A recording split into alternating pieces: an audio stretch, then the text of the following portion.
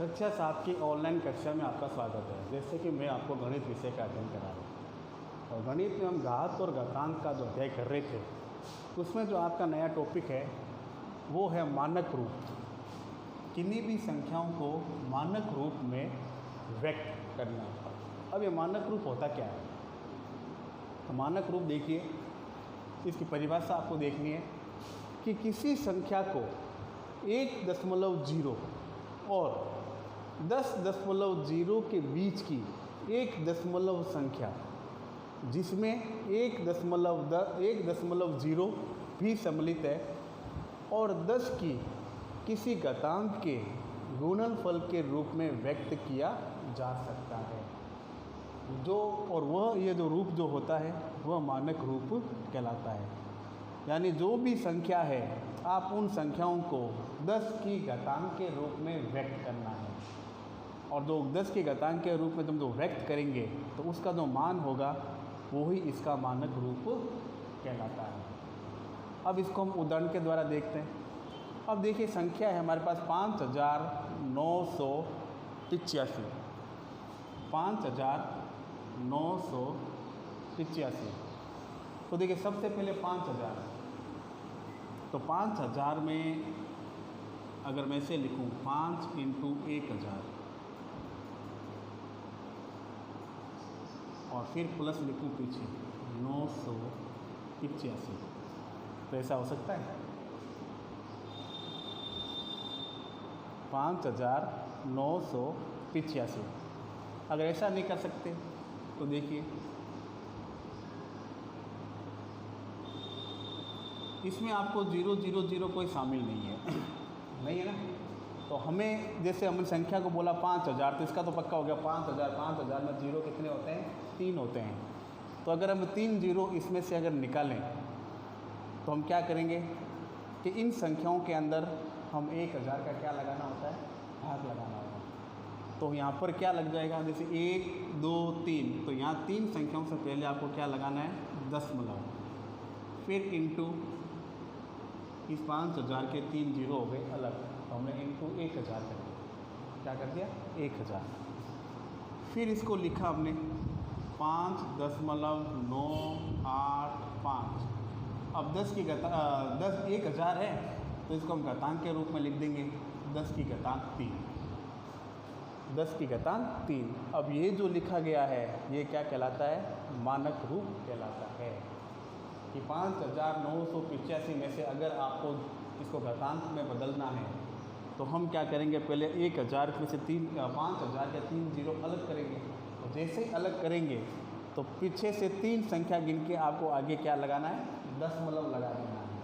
और दशमलव लगाते ही इसके 3 जीरो अपने आप क्या हो गए? अलग पेश।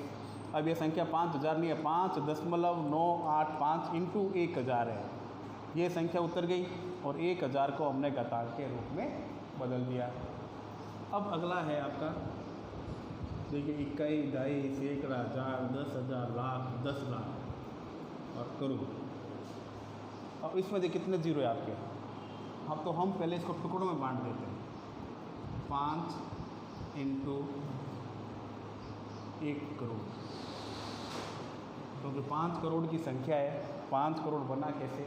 जब हम 1 करोड़ को 5 से गुणा करते हैं तब क्या बनता है? 5 करोड़ बनता है। तो 5 अलग हो गया। अब ये 5 करोड़ की नहीं, केवल 5 है यहाँ पे।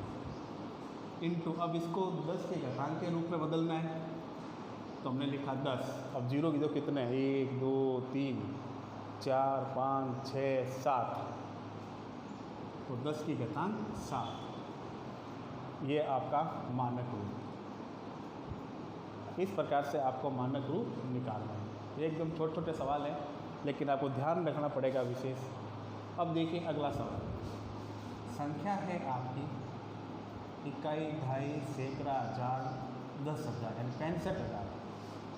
अब इस 65,000 में देखिए आपको शून्य देखिए, सबसे पहले एक शून्य दे रखा है, यानी 6 5 9 5। इस एक शून्य को अलग करें तो हम इसमें इंटू 10 कर देंगे। क्या कर देंगे? इंटू 10। ये तो जीरो जो था वो अलग हो गया।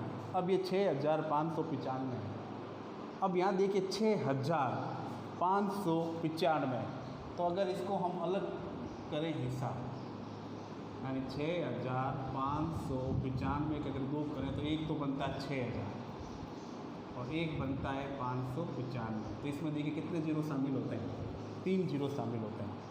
और वो 3 जीरो जब हम इसमें से अलग करेंगे 6000 में से, तो हम पीछे कितने जीरो होते हैं 1000 में 3, तो पीछे से 3 अंक 1 2 3 अंक से पहले हम एक दशमलव की संख्या लगा देंगे, जैसे 6.595 लग गया दशमलव। अब इंटू 1000 और ये इंटू 10 था ही पहले आपके पास। अब इसको घातांक के रूप में बदलो,